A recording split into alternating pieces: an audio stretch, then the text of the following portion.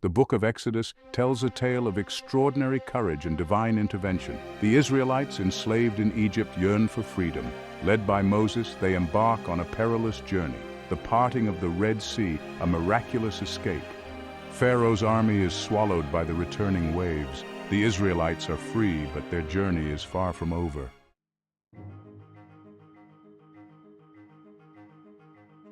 The Israelites, now free from the shackles of slavery, are not yet a nation. They are a people in need of identity and direction. Their journey takes them through a test of their faith and resilience. They face scorching sun, hunger, and thirst. Yet God provides. Manna, bread from heaven, sustains them. Water flows from rocks, quenching their thirst. This journey is not just physical, it's a spiritual transformation. They are learning to trust God, to rely on Him for their every need.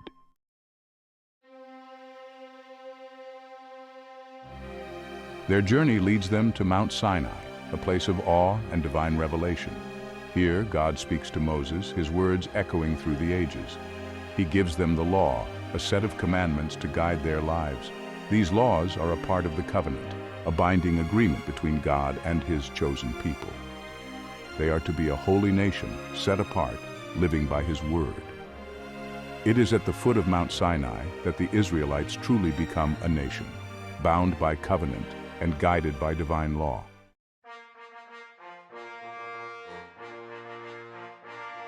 At Mount Sinai, God bestowed upon the Israelites three significant gifts.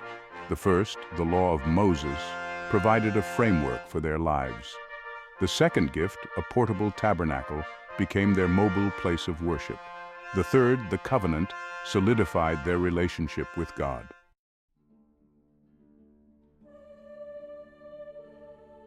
The tabernacle, a portable sanctuary.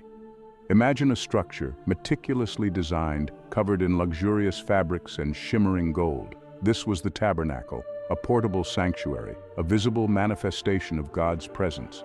Whenever the Israelites camped, the tabernacle would be erected as led by a cloud.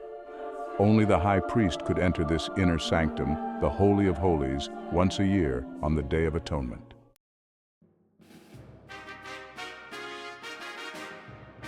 Section 3. A law for a holy nation. The law of Moses, etched onto 2 stone tablets, formed the bedrock of the covenant between God and the Israelites. These 10 commandments, concise yet profound, addressed fundamental aspects of moral human behavior. But the law went beyond these 10 core principles. It encompassed a detailed code of conduct, covering everything from dietary laws to social justice, from religious rituals to hygiene practices. This comprehensive system of laws aimed to shape every aspect of Israelite life, setting them apart from the surrounding nations. Section 1. Murmurs in the wilderness. The Israelites, now a nation bound by covenant, continued their journey through the unforgiving wilderness. Their path was arduous, the terrain harsh. The initial awe for their miraculous escape from Egypt began to fade. The constant provision of manna bred discontent. Whispers grew into a chorus of complaints. They yearned for the food of Egypt, forgetting it came at the price of their freedom.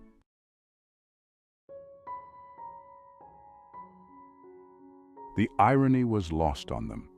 They had tasted the bitterness of slavery, the sting of the taskmaster's whip, yet in their discontent they romanticized their time in Egypt, remembering only the food, not the chains that had bound them. The manna, a constant reminder of God's provision and love, now tasted bland, a poor substitute for the flavors they had known in Egypt.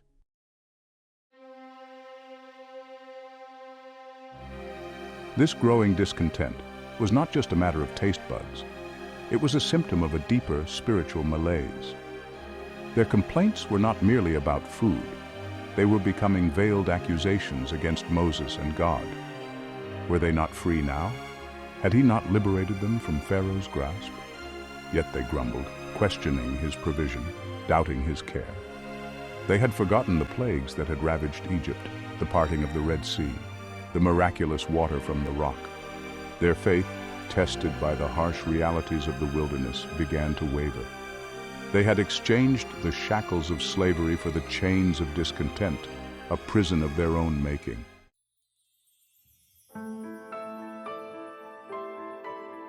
At Kadesh Barnea, on the edge of the Promised Land, their discontent peaked. 12 spies were sent to scout the land. 10 returned with tales of giants and fortified cities. Fear spread through the camp, igniting rebellion. Only Joshua and Caleb urged trust in God, but the Israelites refused to enter the Promised Land. The Israelites stood at a crossroads, poised on the brink of the Promised Land, yet paralyzed by fear and doubt. The reports of the 10 spies had sown seeds of disbelief, painting a picture of an unconquerable land. Whispers of discontent erupted into open rebellion. They questioned Moses, they questioned God, their faith shaken to its core. Had God brought them this far only to abandon them?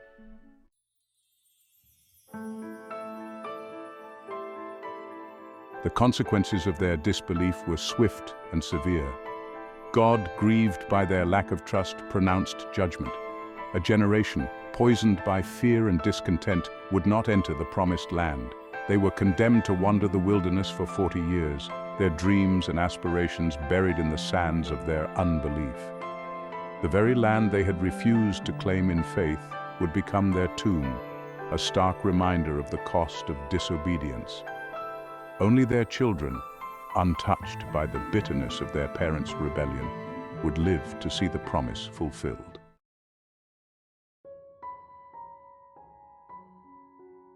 And so began their 40 years of wandering, a nomadic existence in a harsh and unforgiving land. The wilderness, once a symbol of their journey towards freedom, now became a prison of their own making. Each sunrise brought a reminder of their broken covenant, of their lost opportunity. The manna, once a source of discontent, continued to fall, a testament to God's faithfulness even in the face of their rebellion. Generations were born and raised under the shadow of their parents' sin, learning the hard lessons of faith and obedience amidst the trials of the desert.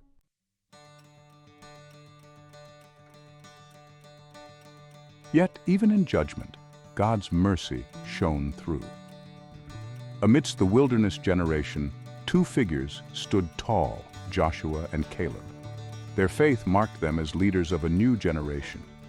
They led the Israelites into the Promised Land, a testament to faith and obedience.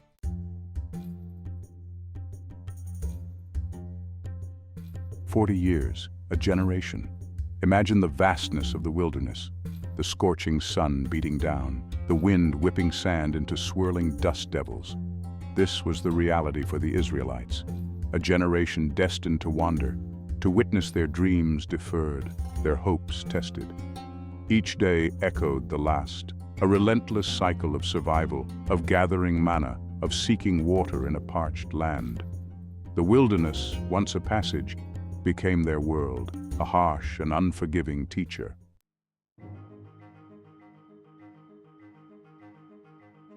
Yet, within this crucible of hardship, a new generation was being forged. These were not the Israelites who had witnessed the plagues of Egypt, who had walked through the parted waters of the Red Sea. Theirs were stories passed down, tales of wonder mixed with warnings of disobedience. They learned the law, not amidst the thunder and lightning of Sinai, but under the vast, star-studded canopy of the desert sky. Their faith, though untested by such grand displays of God's power, was nonetheless real, rooted in the daily provision of manna, the occasional oasis, the constant presence of God in their midst.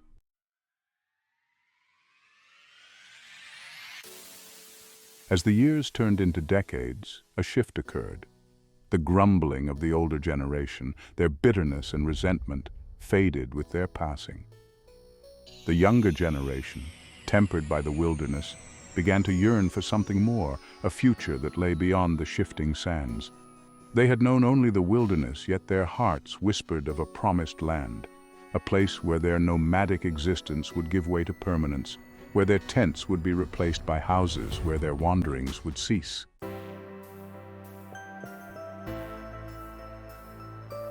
And so, as the 40th year drew to a close, a sense of anticipation, of destiny awaited, began to stir within the Israelite camp.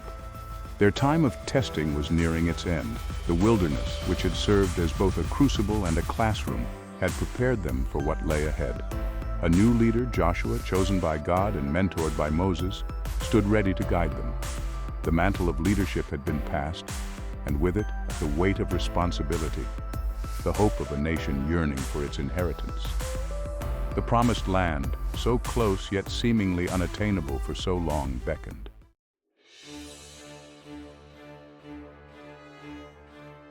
The Israelites, their 40 years of wandering nearing its end, found themselves on the cusp of the promised land. Their hearts, hardened by the wilderness yet softened by time and God's grace, yearned for a place to call home. They sought a peaceful passage into this land, a land flowing with milk and honey, a land promised to their forefathers. But their journey, though nearing its destination, was not without its obstacles.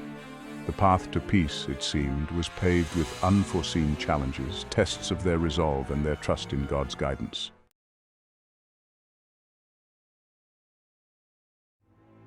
Edom's refusal, a brother's betrayal.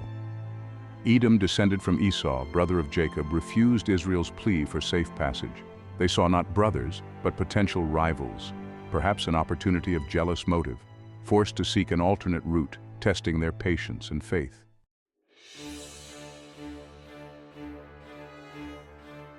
Section 3, confronting the Amorites, a choice for battle. Diverted by Edom, they entered Amorite territory, ruled by King Sihon. The Israelites sought a peaceful passage, but Sihon saw a threat and prepared for battle. The Israelites, rejected, had to defend themselves. A fierce battle ensued, testing their courage and faith.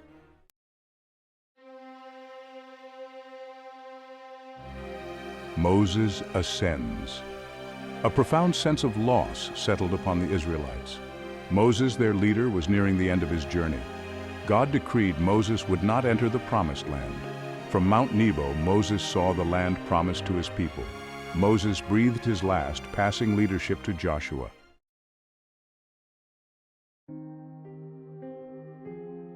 Moses, the man who had spoken with God face to face, the man who had led the Israelites out of slavery, the man who had received the law on Mount Sinai, was gone. His death, though expected, cast a pall over the Israelite camp. He had been their guide, their protector, their intermediary with God for 4 decades. Yet even in their grief, they knew that Moses' life, his leadership, his unwavering faith had left an indelible mark upon them. He had shown them the power of obedience, the importance of covenant, the faithfulness of God, even in the face of their failures.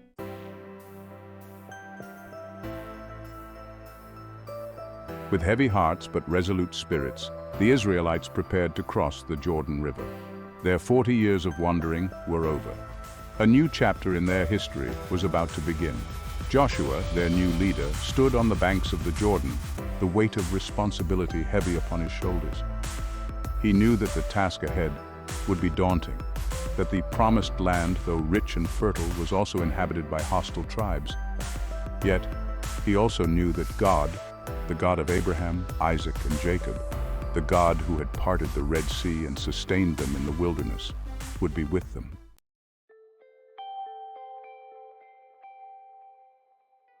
The promised land, visible from the eastern banks of the Jordan, beckoned. It represented not just a physical destination, but a spiritual inheritance, a place where they would establish their nation, their faith, their way of life. It was a land where their nomadic existence would give way to permanence.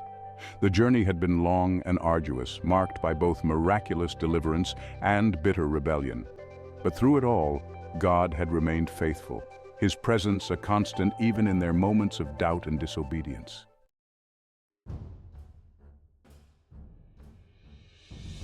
As the Israelites prepared to cross the Jordan, they carried with them the lessons of the wilderness, the legacy of Moses, and the unwavering promise of God. They stood on the edge of a new era, one filled with both challenges and possibilities. Their success, their prosperity, their very survival would depend on their faithfulness to the covenant, their obedience to the law, their unwavering trust in the God who had brought them this far and who would never forsake them. The promised land awaited, and a symbol of hope for generations to come. Till next time you desire to learn can be rewarded by leaving your address below to receive a free Bible correspondence course. Facts presented can be checked for veracity of truthfulness in the books of Exodus, Numbers, and Leviticus.